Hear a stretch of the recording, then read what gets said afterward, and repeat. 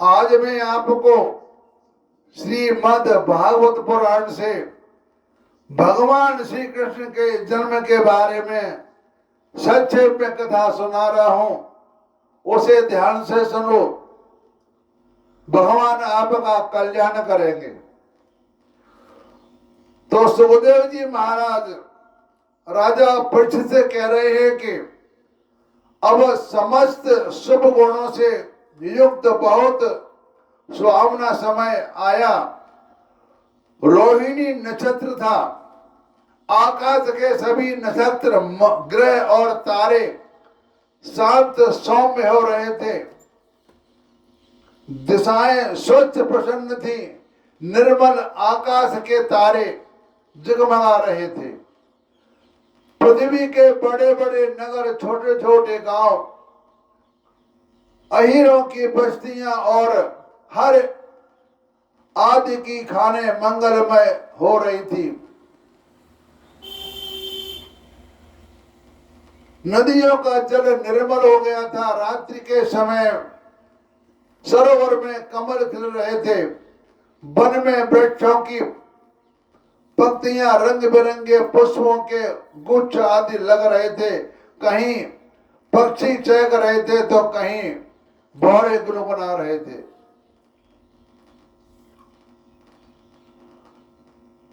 संत पुरुष पहले से ही चाहते थे कि असुरों की बढ़ती न होने पाए।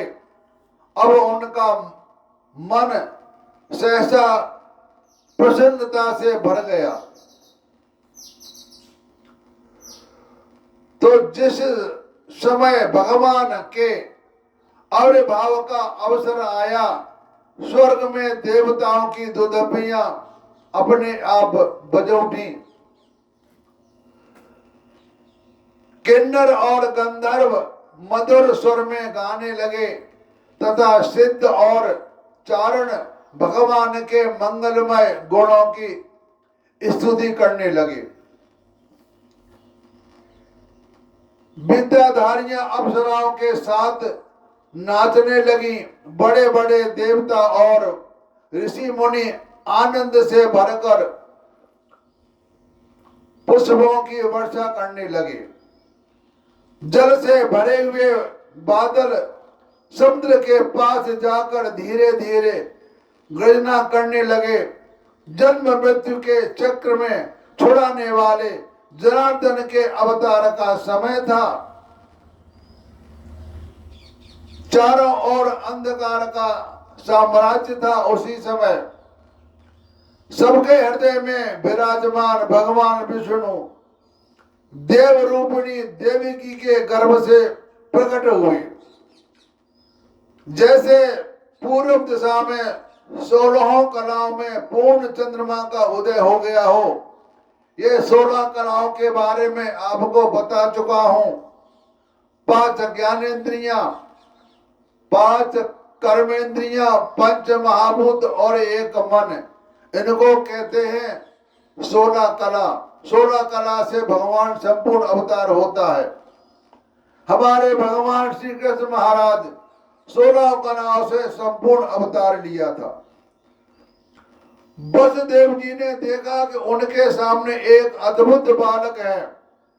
उसके नेत्र कमल के समान कोमल और विशाल हैं, बड़े हैं नेत्र। 4 सुंदर हाथों में शंख, गदा, चक्र और कमल लिए हुए हैं।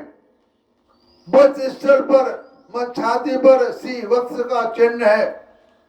अत्यंत सुंदर सुवर्णमयी रेखा है। गले में कौशल मणि झिलमिला रही है। वर्षा कालीन मेघ के समान परम सुंदर श्यामल शरीर पर मनोहर पीतांबर फहरा रहा है। बहुमूल्य बेदूर मणि के किरीट और कुंडल की कांति से सुंदर सुंदर घुंघराले बाल और सूर्य की किरणों के समान चमक रहे हैं। घुंघराले बाल थे भगवान कान्हा के, छोटे छोटे बाल। कमर में चमचमाती करधनियां लड़ियां लटक रही हैं, बाहों में बाजू बंद, कलाइयों में कंकण शोभायमान हो रहे हैं। इन सब आभूषणों से सुशोभित बालक के अंग अंग से अनोखी छटा दिख रही है। जब वासुदेव जी ने देखा कि मेरे पुत्र के रूप में तो भगवान ही आए हैं, तब पहले तो उन्हें असीम आश्चर्य हुआ, फिर आनंद से उनकी आंखें खिल उठी, उनका रोम रोम परमानंद में मगन हो गया। श्री कृष्ण का जन्मोत्सव मनाने की उतावली में उन्होंने उसी समय ब्राह्मणों के लिए 10,000 गायों का संकल्प कर दिया। परिचित भगवान श्री कृष्ण अपनी अंग कांति से सूतिका ग्रह को जगमगा कर रहे थे। जब वासुदेव को यह निश्चय हो गया कि ये तो परम पुरुष परमात्मा ही हैं, तब भगवान का प्रभाव जान लेने से उनका सारा भय जाता रहा। अपने बुद्धि स्थिर करके उन्होंने भगवान के चरणों में अपना सिर झुका दिया और फिर हाथ जोड़कर वे उनकी विनती करने लगे। वसुदेव जी ने कहा कि मैं समझ गया कि आप प्रकृति से अतीत साक्षात पुरुषोत्तम हैं, आपका स्वरूप है केवल अनुभव और केवल आनंद। आप समस्त बुद्धियों के एकमात्र साक्षी हैं। आप ही शरीर के आदि में अपनी प्रकृति से इस त्रिगुणमय जगत की सृष्टि करते हैं, फिर उसमें प्रविष्ट न होने पर भी आप प्रविष्टि के समान जान पड़ते हैं। जैसे जब तक महत्व आदि करण तत्व पृथक पृथक रहते हैं, अलग अलग रहते हैं, तब उनकी शक्ति भी अलग अलग होती है। ठीक वैसे ही बुद्धि के द्वारा केवल गुणों के लक्षणों का ही अनुमान किया जाता है और इंद्रियों के द्वारा केवल गुणमय विषयों का ही ग्रहण होता है। यद्यपि आप उनमें रहते हैं, फिर भी उन गुणों के ग्रहों से आपका ग्रहण नहीं होता। इस कारण यह है कि आप सब कुछ सबके अंतर्यामी हैं और परमार्थ सत्य आत्मस्वरूप हैं। फिर आप किसमें प्रवेश करेंगे, इसलिए प्रवेश न करने पर भी आप प्रवेश किए हुए समान दिखते हैं। जो आपने इन दृश्य गुणों को अपने से अलग मानकर सत्य समझता है वह अज्ञानी है, क्योंकि विचार करने पर देह गेह आदि पदार्थ बागरवा से सिवा और कुछ नहीं सिद्ध होते। प्रभु कहते हैं कि आप स्वयं समस्त क्रियाओं को गुणों और विकारों से रहित हैं, फिर भी इस जगत की सृष्टि स्थिति और प्रलय आपसे ही होती है। तो यह बात परम ऐश्वर्य की पर ब्रह्म परमात्मा आपके लिए असंगत नहीं है, क्योंकि तीनों गुणों के आश्रय आप ही हैं। इसलिए उन गुणों के कार्य आदि का आपस में ही आरोप किया जाता है। तो आप ही तीनों लोगों के रक्षा करने के लिए अपनी माया से सत्वमय सुख वर्ण धारण कहते हैं उत्पत्ति के लिए रज प्रधान रक्त वर्ण और प्रलय के समान तमोगुण प्रधान कृष्ण वर्ण स्वीकार करते हैं। प्रभु आप सर्वशक्तिमान और सबके स्वामी हैं। ये वसुदेव जी भगवान से कह रहे हैं, इस संसार की रक्षा के लिए ही आपने मेरे घर अवतार लिया है और आजकल कोटि कोटि असुर सेनापतियों ने राजा का नाम धारण कर रखा है और अपने अधीन बड़ी बड़ी सेनाएं कर रखी हैं, आप उन सब का संहार करेंगे, मतलब आप उन सब का उद्धार करेंगे। देव भगवान जिसको मारते हैं उसका उद्धार हो जाता है, उसकी मुक्ति हो जाती है। यह कोई बुरी बात नहीं है। भगवान के हाथ से मरना बहुत अच्छा काम है। भगवान के हाथ के मरने से उस जीव को मुक्ति मिल जाती है, फिर वो कभी जन्म नहीं लेता।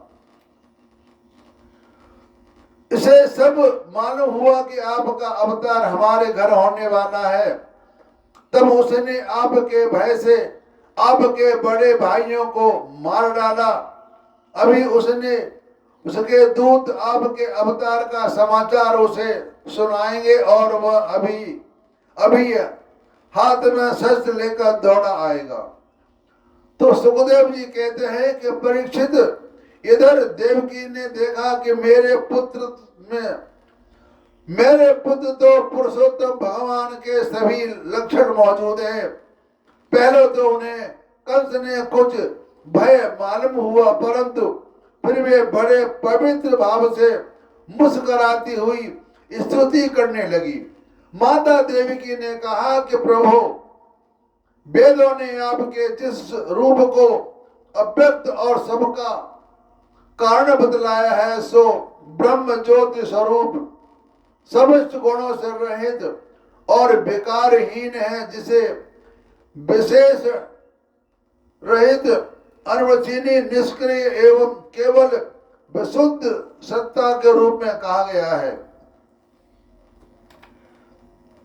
वही बुद्धि आदि के प्रकाशक विष्णु आप स्वयं हैं। जिस समय ब्रह्मा की पूरी आयु 2 परारथ समाप्त हो जाते हैं, काल शक्ति के प्रभाव से सारे लोग नष्ट हो जाते हैं, पंच महाभूत अहंकार महतत्व में महतत्व और प्रगति में लीन हो जाता है। उस समय एकमात्र आप ही शेष रह जाते हैं। इससे आपका एक नाम शेष भी है। प्रकृति के एकमात्र सहायक प्रभु, निमेष से लेकर वर्ष पर्यंत अनेक विभागों में विभक्त जो काल है, जिसकी चेष्टा यह संपूर्ण विश्व सचेष्ट हो रहा है और जिसका कोई सीमा नहीं, वह आपकी लीला मात्र है। आप सर्वशक्तिमान और कल्याण के आश्रय हैं। मैं आपकी शरण लेती हूँ प्रभु। यह जीव मृत्युग्रस्त हो रहा है। यह मृत्यु रूप कराल ब्याल से भयभीत होकर संपूर्ण लोकांत में भटकता रहा है, परंतु इसे कभी कहीं भी ऐसा स्थान न मिला जहां यह निर्भय होकर रहे। आज बड़े भाग्य से इस आपके चरण बिंदों की शरण मिली है, अतः आप स्वस्थ होकर सुख की नींद सो रहा है। औरों की तो बात ही क्या, स्वयं मृत्यु भी इससे भयभीत होकर भाग गई। प्रभु, आप हैं भक्त भयहारी और हम लोग इस दुष्ट कंस से बहुत ही भयभीत है। अतः आप हमारी रक्षा कीजिए। आपका यह चतुर्भुज दिव्य रूप ध्यान की वस्तु है। इसे केवल मांस मंजामय शरीर पर ही दृष्टि रखने वाले दयाभिमानी पुरुषों के सामने प्रकट मत कीजिए। मधुसूदन, इस पापी कंस को यह बात मालूम न हो कि आपका जन्म मेरे गर्भ से हुआ है। मेरा धैर्य टूट रहा है। आपके लिए मैं कंस से बहुत डर रही हूँ। विश्वात्मन, आपका यह रूप अलौकिक है। आप शंख, चक्र, गदा और कमल की शोभा से युक्त अपना यह चतुर्भुज रूप छिपा लीजिए। प्रलय के समान आप इस संपूर्ण विश्व को अपने शरीर से वैसे ही स्वाभाविक रूप से धारण करते हैं जैसे कोई मनुष्य अपने शरीर में रहने वाले छिद्र रूप आकाश को।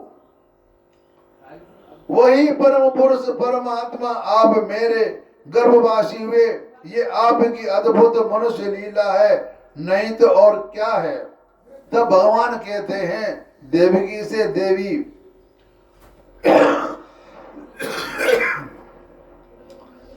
स्वयंभू मनवंतर में जब तुम्हारा पहला जन्म हुआ था, उस समय तुम्हारा नाम था प्रसरी और ये वसुदेव सुतपा नाम के प्रजापति थे।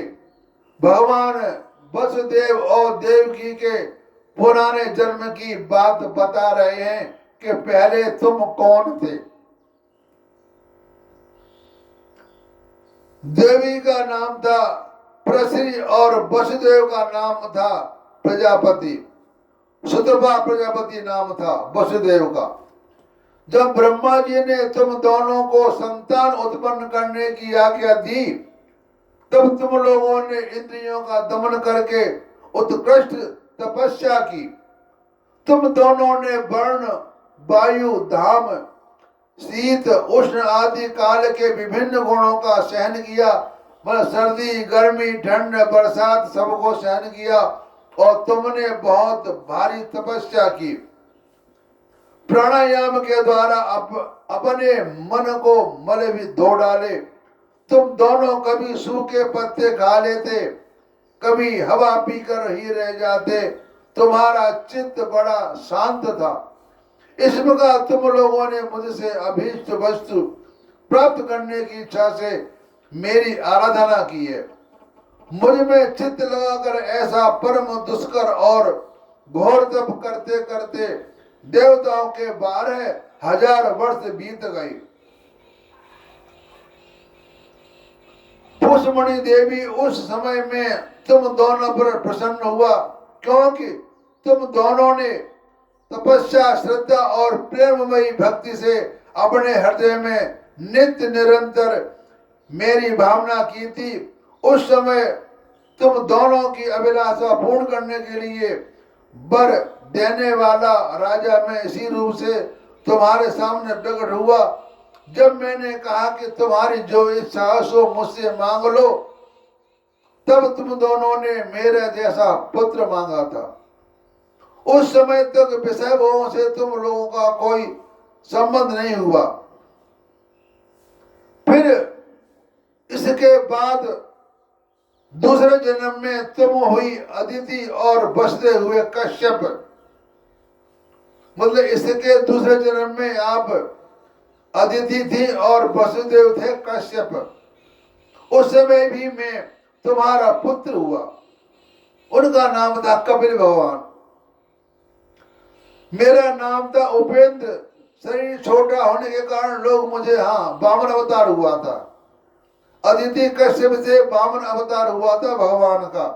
वही भगवान वसुदेव देवकी के यहाँ जन्मे। शरीर छोटा होने के कारण लोग मुझे वामनिया कहते थे। सती देवकी तुम्हारे इस तीसरे जन्म में भी मैं उसी रूप से फिर तुम्हारा पुत्र हुआ हूँ। मतलब ये भगवान वसुदेव, भगवान कृष्ण का जन्म जो हुआ है, ये उनके तीसरा जन्म हुआ है। पहले सुतपा थे, दूसरे में कश्यप और तीसरे में वसुदेव। यानी इन्होंने तीनों जन्म में इनके यहाँ पर प्रकट हुए हैं। मैंने तुम्हें अपना ये इसलिए रूप दिखला दिया कि तुम्हें मेरे पूर्व अवतारों का याद हो जाए। यदि मैं ऐसा नहीं करता तो केवल मनुष्य शरीर से मेरे अवतार की पहचान नहीं हो पाती। तुम दोनों मेरे प्रति पुत्र भाव तथा निरंतर ब्रह्म भाव रखना। इस प्रकार वात्सल्य, प्रेम और चिंतन के द्वारा तुम्हें मेरे परम पद की प्राप्ति होगी। तो सुखदेव जी कहते हैं कि भगवान इतना कहकर चुप हो गए।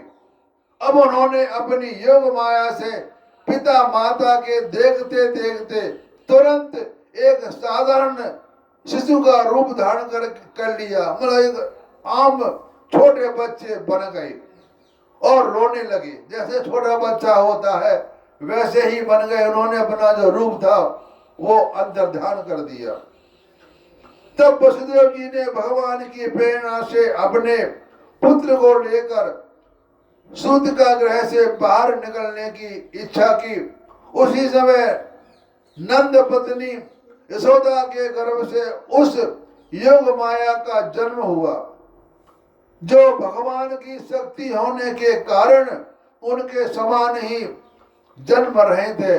जो योग माया है वह कोई छोटी मोटी हस्ती नहीं है, वह भगवान की शक्ति है, भगवान का मन है। योग माया भगवान की शक्ति है। उसी योग माया ने द्वारपाल पूर्ववासियों के समस्त इंद्रिय वृत्तियों का चेतन हर लिया, उनको सुध बुध भुला दी। वे सब के सब अचेत होकर सो गए। बंदी गृह के सभी दरवाजे बंद थे, उनमें बड़े बड़े किवाड़, लोहे की जंजीर और ताले जड़े हुए थे। उनके बाहर जाना बड़ा ही कठिन था। लेकिन भगवान की माया देखो, वसुदेव जी भगवान श्री कृष्ण को गोद में लेकर ज्यों ही उनके निकट पहुंचे, त्यों ही सब दरवाजे अपने आप खुलते चले गए। ठीक वैसे ही जैसे सूर्योदय होते ही अंधकार दूर भाग जाता है, वैसे ही सारे दरवाजे अपने आप खुलते चले गए। और जो वहां के रक्षक, चौकीदार, पहरेदार थे, वो सब के सब सो गए। उन दिनों बार बार वर्षा होती रहती थी, इसी से यमुना जी बहुत बढ़ गई। उनका प्रवाह गहरा और तेज हो गया था, क्योंकि उनके भी इच्छा थी कि मैं भी भगवान के चरण स्पर्श करूं। इसलिए यमुना भी अपने फुल पावर पे पानी भर आया। तरंग तरंगों के कारण जल पर फैन ही फैन हो रहा था। सैकड़ों भयानक भंवरे पड़ रहे थे, पानी के भंवर। जैसे सीतापति भगवान श्री राम जी को समुद्र मार्ग दे दिया था, वैसे ही यमुना जी ने भगवान को मार्ग दे दिया। वसुदेव जी ने नंद बाबा के गोकुल में जाकर देखा कि सब के सब गोप नींद से अचेत पड़े हुए हैं। जब भगवान वसुदेव को लेकर के जा रहे थे, एक बार तो यमुना इतनी ऊंची आ गई, वसुदेव ने कहा कि मेरा तो बह जाऊंगा। लेकिन जैसे ही यमुना ऊपर आई, वसुदेव जी घबराए तो भगवान ने अपने चरण बाहर निकाल दिए और जल को स्पर्श कर दिया। जल का स्पर्श करते ही यमुना जी महारानी देवी एकदम शांत हो गई और वो आराम से निकल गए। तो वसुदेव जी ने नंद बाबा के गोकुल में जाकर देखा कि सब के सब गोप नींद में अचेत पड़े हुए हैं। उन्होंने अपने पुत्र को यशोदा की सैया पर सुला दिया और उनकी नवजात कन्या लेकर वे बंदी गृह में लौट आए। यशोदा मैया के जो माया शक्ति पैदा हुई थी उसको वो ले आए और जेल में पहुंचकर वसुदेव जी ने उस कन्या को देवकी की सैया पर सुला दिया और अपने पैरों में बेड़ियां डाल ली तथा पहले की तरह वे बंदी गृह में बंद हो गए। उधर पहले की तरह उधर नंद पत्नी यशोदा जी इतना ही तो मालूम हुआ कि कोई संतान हुई है, परंतु वे यह नहीं जान सकी कि वो पुत्र है या पुत्री, क्योंकि एक तो उन्हें बड़ा प्रश्न हुआ था और दूसरे योग माया ने उन्हें अचेत कर दिया। योग माया ने उन्होंने बेहोश कर दिया। जब भगवान प्रकट हुए थे उनको साक्षात दर्शन दिए थे भगवान ने। उसके बाद वो अपने बाल रूप में आ गए और जो कुछ बात थी सारी बात भगवान ने भुला दी। उसके बाद भगवान जब वहां आए तो उनका फिर उसके बाद तो यहाँ पर ये भगवान की जन्म कथा सुना दी है। आगे आपको मैं कथा कंस की सुनाऊंगा कि कंस के हाथ से जब योग माया का आकाश में जाकर भविष्यवाणी की, वह मैं आप आगे की वीडियो में बताऊंगा। यहाँ पर मैंने आपको भगवान का जन्म कथा शुद्ध रूप में सुना दी। हरिओम तत्सत।